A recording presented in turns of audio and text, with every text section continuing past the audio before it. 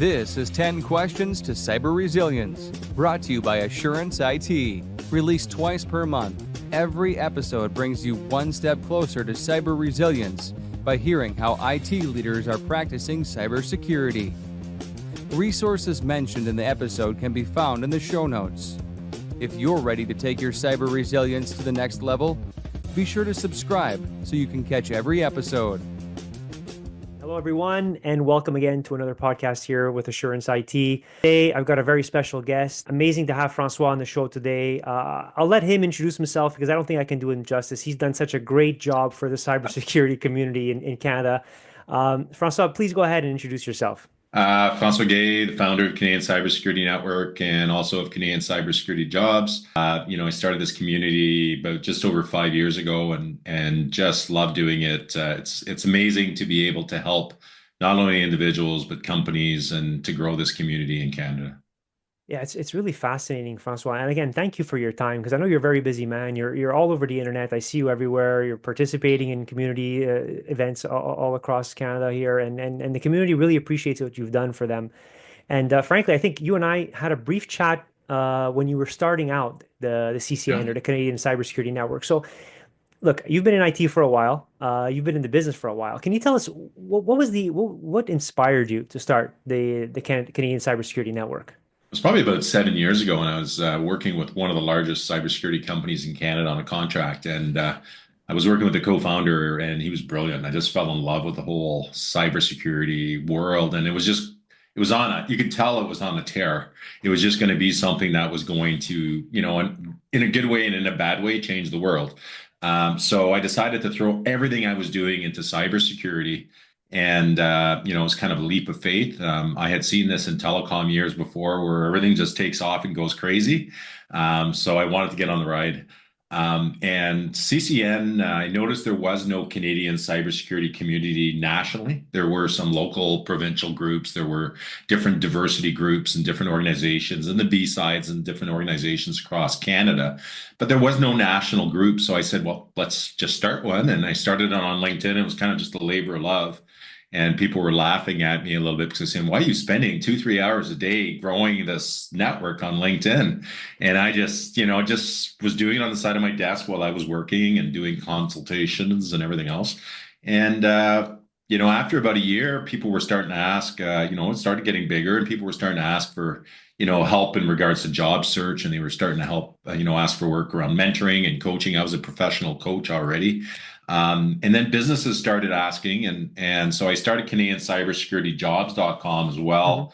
And it's the only dedicated cybersecurity job portal in Canada. So it's super busy, super popular job site. It just grew from there. And I would say that, it's 44,000 members, but the companies we support across Canada, it's probably about 1.2 million now. And we're involved with everything from, forestry companies to retail to banks, MasterCard, a lot of the cyber companies, doing work with government, doing thought leadership, through some of our partners like the Financial Post and others. Now we're about to enter a new market sometime this year and a couple of new things. And I'm super excited. Oh, exciting. And you said 44,000 members? Yeah. Fantastic. And in just less than what, 4 or 5 years you said? It's 5 years, so it's just a little over 5 years, and pretty much everything was, started alone, and then I just had this community just pitches in, right, and he gets super involved, and now to get a lot of the things done that we're doing, I've got individual subcontractors and things like that are helping with different projects and different initiatives as well. That's fantastic. I like what you say about the community because there has been definitely a coming together of the cyber community in general. I think more and more folks are realizing that, hey, you know what, there's although we're a lot of people in the industry, I think it's still not enough, frankly. So whatever information, whatever thought leadership that we can share, I think it's well appreciated across the board. So congratulations again, 44,000 members and growing. You're impacting businesses, individuals every day. That's amazing at scale. So that's a huge feat, and congratulations, François. Say it enough. So obviously, the fact that you're tied into a lot of businesses and individuals in the cyber community, these are obvious questions, but I like to hear the answers from different people. Like, what are the big cybersecurity challenges that you're seeing or hearing specifically in the mid-size business space? Because I mean, let's be honest. I mean, 98% of the Yeah. businesses in Canada are going to fall in the SMB space, as we call them. So, what are some of the challenges you're seeing specifically? Well, I mean, it's, obviously most of the vendors are focused on the enterprise market. So, I think the 90 other 2% of businesses are small businesses, and it's the real challenge. So there's a couple of things, I guess. One is, education. I mean, obviously small businesses have very limited time to be able to, absorb all this material. Around cybersecurity. I mean, we're on top of it because it's our world, but it's a complicated world for a small business that's trying to do accounting and marketing and sales and, deal with government legislation and taxes and accounting and everything else. So I think one of the things that I'm really passionate about, and it's one of our initiatives this year, even if we just get it off on a pilot stage, is, cybersecurity literacy. And I think if you look at that today, there really isn't a national cyber literacy program to help small businesses. So we're talking specifically about small business. So I'd love to be able to work with a couple of large partners, and we've approached a couple already to do a pilot to help those small businesses just kind of understand what their risks are, their high level risks, and then we can tell them, hey, these are the things you should be working on. Then they can go and reach out to different businesses to get those services in place or to get advice on their next steps. It's not to sell services. It's basically just to inform them and go from there. And the great thing about what we can do is, if I ask for volunteers on a program like this, I can probably get a couple of hundred across the country real easily.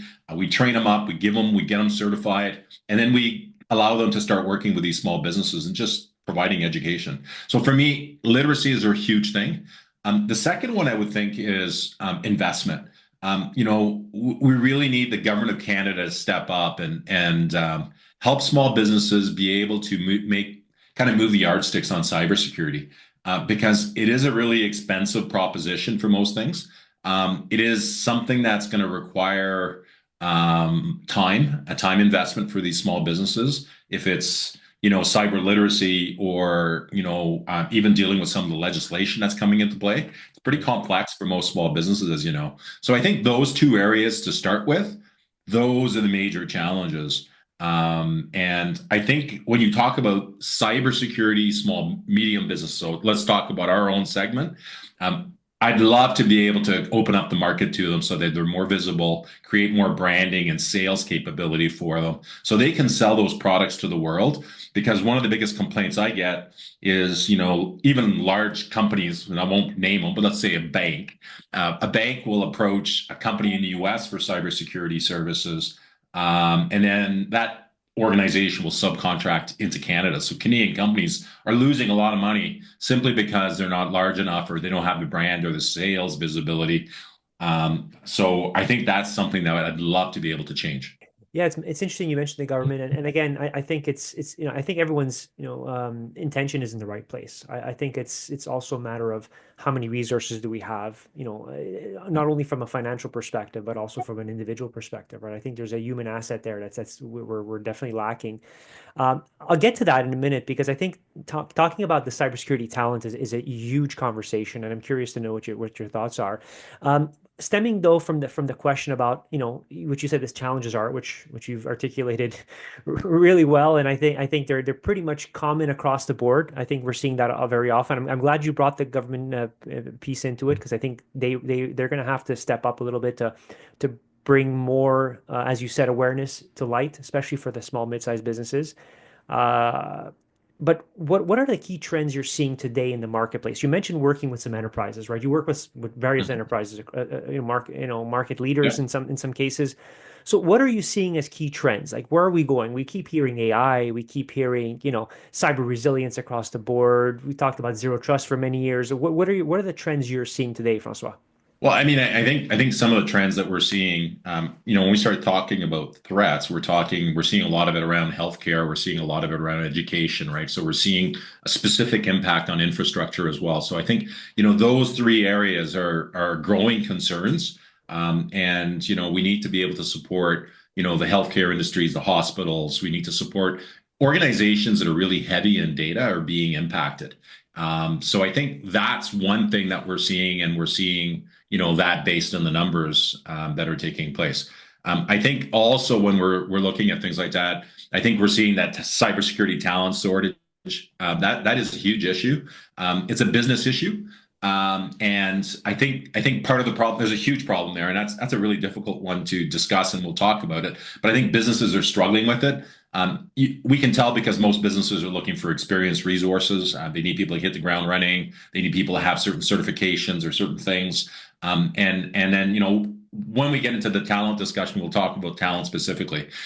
So I think that's one of the major things. I think, AI and just how businesses are dealing with AI and generative AI, I think is another big one.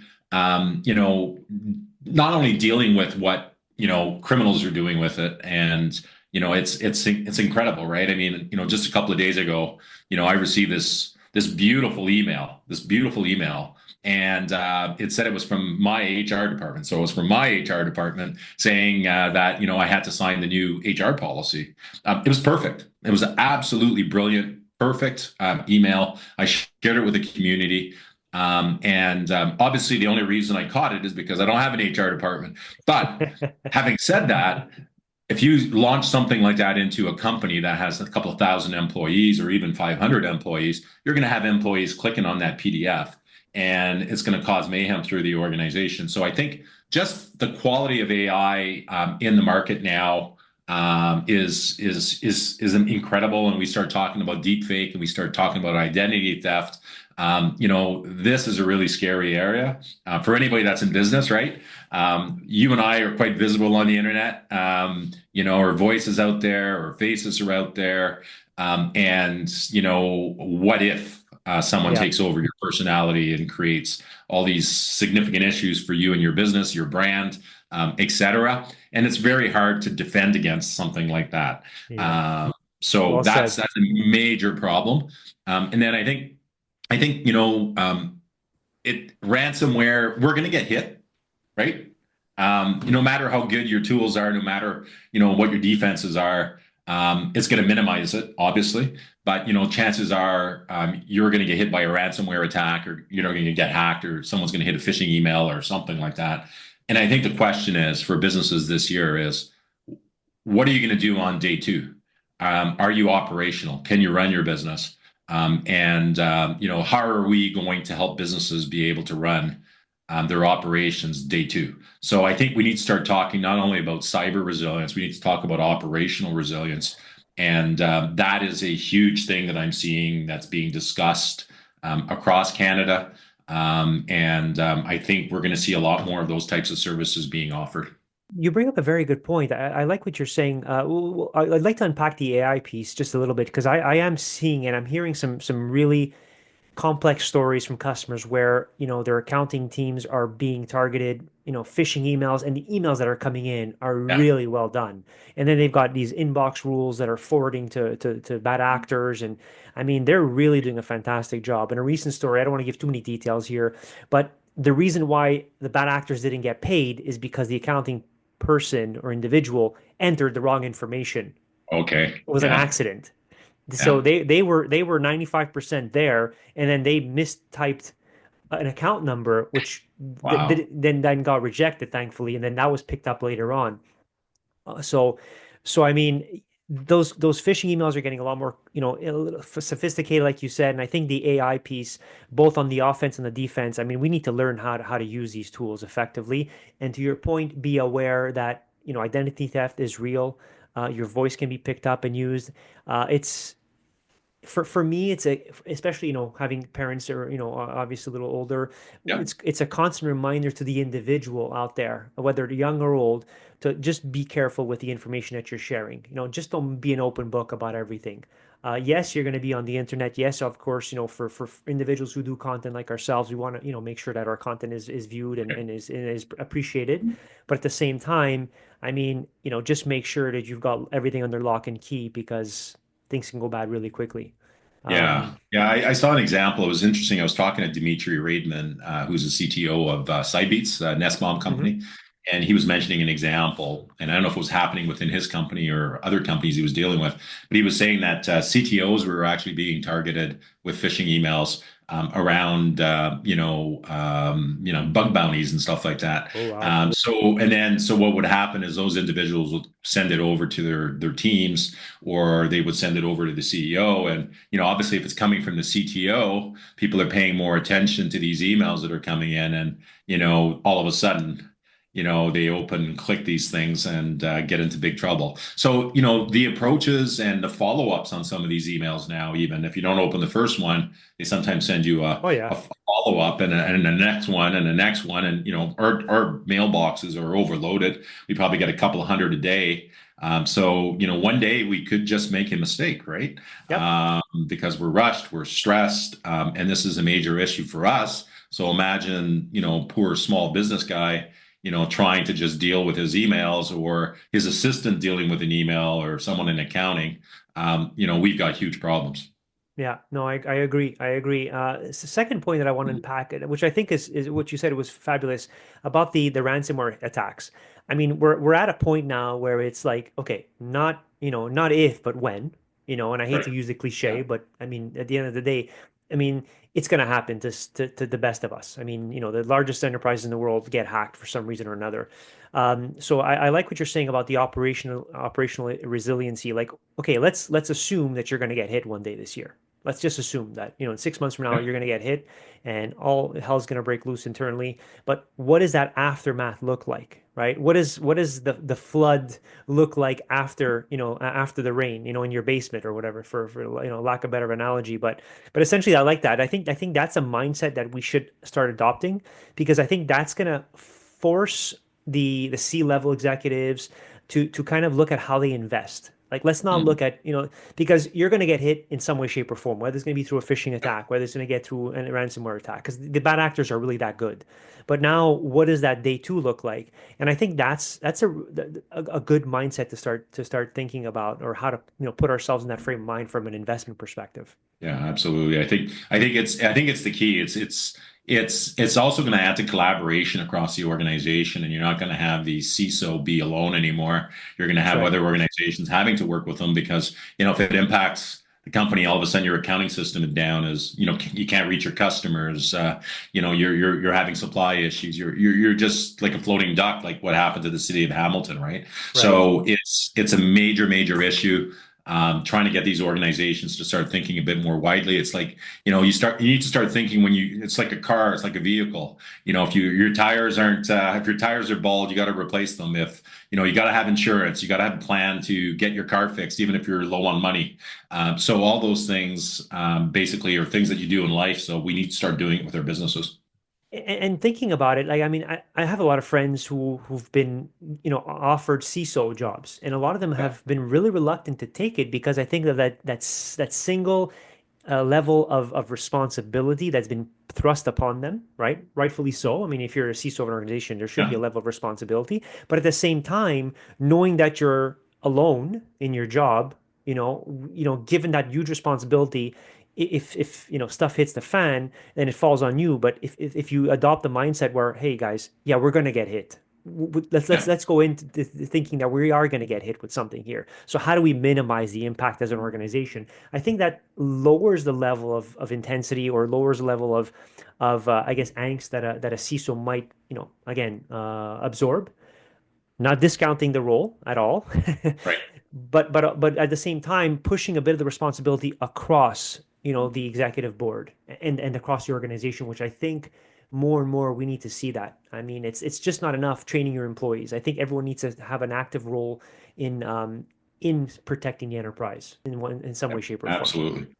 I like that a lot. I think I'm going to start talking to my customers about that. It's a different way to bring the conversation to another level. Absolutely. Right. And you're Yeah, still dealing with, the first problem, which is, you do need to be prepared for the attack. You need to 100%. defend yourself, but you also need a day two plan, Yeah. and start involving the team in regards to doing that. So that'll bring in a whole bunch of different, consultants. One of the things you mentioned too is just, I think we are talking about the changes in the industry. We're seeing more players. We're talking about, how's this bringing the industry together or apart? A good question. But we're seeing more players coming into the cybersecurity space, right? So, when insurance came in, last year I had a really interesting conference that I went to, and it opened up my eyes a lot. It was a net diligence conference in Toronto, where you bring all the insurance brokers, you bring the insurance companies, you bring the lawyers together, and you bring some vendors there as well. And the data that was flowing was pretty incredible. But what you started seeing is that, you're seeing these new entrants, and I was talking about with some of the vendors. They were saying like, well, legal seems to be, almost eating our lunch, right? They're coming in, they're starting to do a lot of work in regards to cybersecurity. Obviously, there's some of the first individuals contacted when there's a ransomware attack, the insurance company, the lawyers. So they're getting more involved in, dealing with the high-end cybersecurity risks and compliance around those areas and those kinds of things. So that conference was really, really interesting. And I think it's one of those conferences where a lot of people should be attending, because you get a very different perspective on what cybersecurity is. The cost of insurance, which keeps going up, impacting small businesses. Will insurance be mandated at some point by the government? Yes or not? Because at some point it's like driving a car. Your business is impacting millions and millions of lives, and all of a sudden you don't have insurance. What happens? Yeah, I agree. I think that's an important element to how we're going to see the insurance industry shift, and get more aggressive on who's going to have the right or the ability to own an insurance policy, because I think that's going to become very indicative of where the industry is going. Very good conversation around that, and I appreciate you sharing that insight, Francois. I do want to shift gears, because we talked a little bit about this earlier, about the talent issue, or the gap, the talent gap that we have in cybersecurity. It's no mystery, it's no secret. IT in general, has a shortage of skilled labor here, especially in North America. What are you seeing? How are you seeing organizations bridge that skills gap?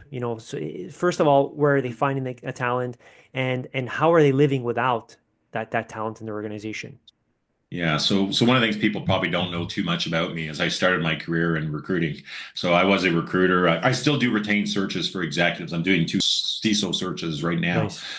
But the reality is, it's a really messed up situation. Not just around cybersecurity, but just the overall kind of recruiting tools, both from an educational perspective to the providers, to the recruiting mindset, to the culture changes that are required to shift us from, changing our mindset around all this need for certifications and degrees and years of experience, to the businesses looking for a skill set a little differently. I've been involved and talked about this crazily all over the place. There's an expectation. The universities and colleges are still teaching, cybersecurity, saying basically you need a comp sci degree. We're saying, no, you don't need a comp sci degree. You need to think outside of that box. Comp sci degrees, usually the people that go into it, you want an answer, you're working within the box. Most people that work in cybersecurity are all about, solving problems, curiosity. You need great communication skills now to work in cybersecurity. How are you going to interact with your team? How's your team going to understand you, your customers, all those kinds of things. So we're really looking at, an evolution that's taking place. And I was talking to a province, I won't tell you which one, but we were talking about education, and they were talking about changing their, cybersecurity programs in the province. And they were telling us it was going to take 8 to 10 years. And I'm going like, we're just shaking our heads. Like you can't wait 8 to 10 years to shift your programs and shift into a certification that'll be required in the industry. Things are moving so fast that, we're all learning new technologies within weeks or months and I think what's going to happen with education, and I'm straying just a little bit, allow me this. No, please, this is good. I think we're going to see, people starting to get, and people already were, but they're going to get self-educated just by using AI and using the internet and the tools that are out there. They're not going to go to universities or colleges in the future as much, unless those universities and institutions change dramatically. So I think we're going to see a huge shift. The other problem is that there's a lot of universities and colleges and organizations that are selling cybersecurity programs that miss the mark. They either don't provide the hands-on training that is required for people to go into the industry, or the level of knowledge that's required to be able to take on cybersecurity jobs. Now, some universities and colleges are doing a spectacular job, so we're seeing a complete imbalance in the system, and a lot of them are funded, by government, and it doesn't take much to get funded by government to do these programs. So there's a mismatch between academia and business. We need to bring them closer together to make sure that the students are getting hands-on training, they're getting the right hands-on training, they have the right skills and competencies, that curiosity, that problem-solving skill set. They understand what a job in cybersecurity means. It's not always exciting and crazy. Sometimes you're just sitting at a desk monitoring tools, but some days it's super hectic and you're pulling your hair out. So there needs to be a better understanding of what it means to work in cyber. I'd love to see, we would love to see more of a, kind of an ability for individuals to come through a program where they're going through, what do you call them? Like, for some reason, the word just came out. Going through an apprentice program, basically. Where you're actually working with employers while you're going through your educational program at the same time. Because we need people to actually get that hands-on training. We're seeing countries in other parts of the world where they have cyber ranges where everybody can use them. I think we need that kind of, it's costly, it sure is, but we need to start having that availability more to the population. I think organizations that are doing a really good job around hiring, going back to your original question in a reverse way, they're looking for those skills. They're looking for the individuals that may not have all those degrees and certifications and so on at the entry level, but looking for people that have curiosity, that have the ability to learn on the fly, that have done some things that are actually tangible. Like I tell students, all the time, I said, don't just get your university degree or college degree. Go out and do things, Do stuff, put extra things on your resume. Be resourceful. Go on, exactly. Go on HackerOne platforms, go on different platforms, try different things, do different things, volunteer, show that you care. And when you approach employers, really go out there and give them your story, give them your values. Don't just say, I need a job. Like I get about 20 or 30 of those a day. I need a job. I need a cyber job. Well, I'm sorry, I'm not going to help you. What does that even mean? What does that even mean, though? I need a cyber job. Like exactly. Cybersecurity is such a wide spectrum, and to your point, right? I mean, you can be in the cybersecurity business, and you could be anywhere from a NOC or SOC operator to someone in compliance to GR. Exactly, right? So I mean, it's just a wide spectrum. And to your point, I think if you're active, whether it's in a volunteer perspective, or if you're doing something outside of academia, which nowadays I think is essential to really outshine your competition. I mean, those 25 individuals who came looking for a job, what sets one of them apart? I mean, you're looking for that individual who's actually going to go that extra step, because in cybersecurity, I mean, it's an ever evolving domain. I mean, I hate to say it again, it's cliche, but it's actually true. I mean, there's new stuff happening every day. Bad actors are finding, better ways to get in, and enterprises are just not equipped, in a traditional way to defend against those. So you need someone who's dynamic, someone who actually cares, right? Yeah. And someone who's going to go that extra step, who's going to understand that, hey, it's just not within this box here. You got to think outside the box again, for lack of a better term. Right. But I like what you're saying. So, and obviously I'm going to ask you to share all that information here so that we, the individuals who are watching this, anyone watching this podcast can reach out to you and find you. And it sounds as if you're well plugged in to help both organizations and individuals in the cyber world. Before we wrap up, Francois, I do want to ask you this, and this is, an easy or tough question. You depends. What kind of predictions are you seeing for, like, what's your big prediction for 2025 in the cyber industry, Canada and globally? I think I mentioned one of them earlier, and I'm hoping that we're going to see that move to operational resilience. I think that, making that focus happen for not only the large enterprise, but the smaller businesses is critical. So, I think, definitely using my platform to talk more about that. I think it's really important that businesses, especially those that have the skill sets, the ability to do consulting, should be talking to businesses about that. I think there's a huge opportunity. So I think that's one. I think we're going to continue to see this explosion of AI and deep fakes, and I think we're going to have to adjust to that. And I think legislation around that, as and then the criminality of that is going to become more and more important, because we're even hearing it in small little instances that are taking place on high schools and things like that. And I think that we're going to have to start looking at this as more, definitely as a criminal activity, because sometimes it's not being seen as a criminal activity. And I think, in our cases with companies, yes, but I think even at the individual level, how people use deepfake and how they manipulate different things that are, on the internet today, I think that has to be addressed seriously, because we don't know who's saying what, who's doing what, and that's going to get so much worse. So I think that's really important as well. I think we're going to see, in our industry, I think it's coming. Although we see new players coming in every day, we're going to see that consolidation take place. I saw it in telecom. I saw it through the industries through the years, right? Consolidation, mergers and acquisitions is going to continue. It's going to continue more aggressively, simply because that's unfortunately, how it works. History repeats itself. There'll be more acquisitions. There'll be less funding for some small cyber businesses. The larger organizations will get larger. And then we'll see new entrants again because of AI. AI is going to change the game. And those organizations that can adapt to it more quickly will, take market share. Yes. We're seeing that already. We're seeing some of the things that are taking place, even with OpenAI and our friend Musk down there, and shaking up the industry. So I think we're going to see more and more of that as AI just leapfrogs, from version 1 to version 10. So I think that is going to be the thing to watch. And then the last one I think would be policies. Anything related to policies can either complicate our lives or make them better. Sometimes a bit of both.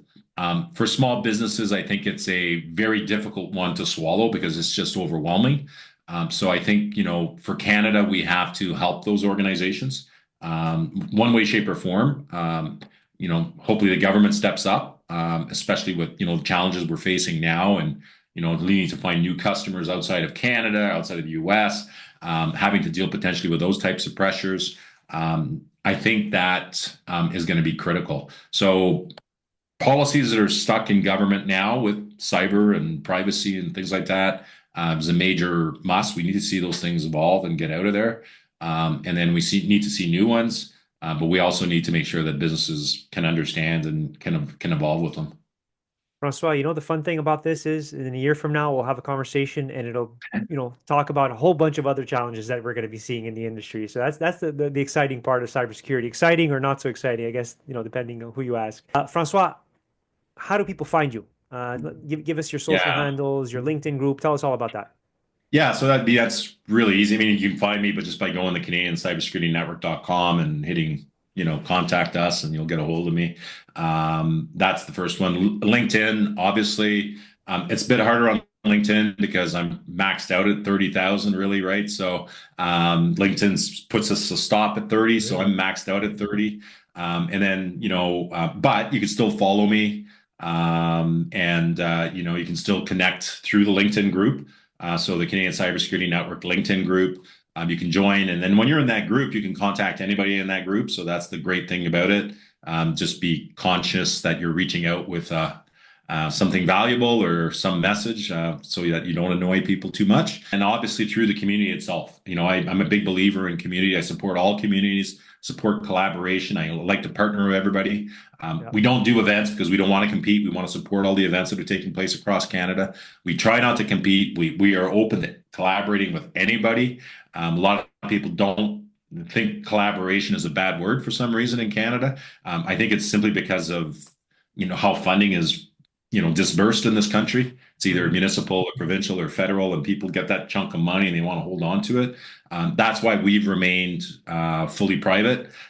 We tend to, raise our own money. I reinvest into the platform. We're going to reinvest, as I mentioned, into a couple of new ventures. Well, one new venture. So I'm excited about that. Can't wait to So hear again, about it. you'll be able to reach me through that venture as well when that's announced. Fantastic. Keep doing what you're doing, man. You're the hardest working man in the cybersecurity industry, as I can tell. So, thanks again for your time. We'll definitely be sharing your social handles with the community here. And again, always a pleasure chatting with you. Thanks everyone Really, for listening and watching. PG, and we'll stay connected and share some of these war stories. Absolutely. Absolutely, man. Have a good one. All right. Take care.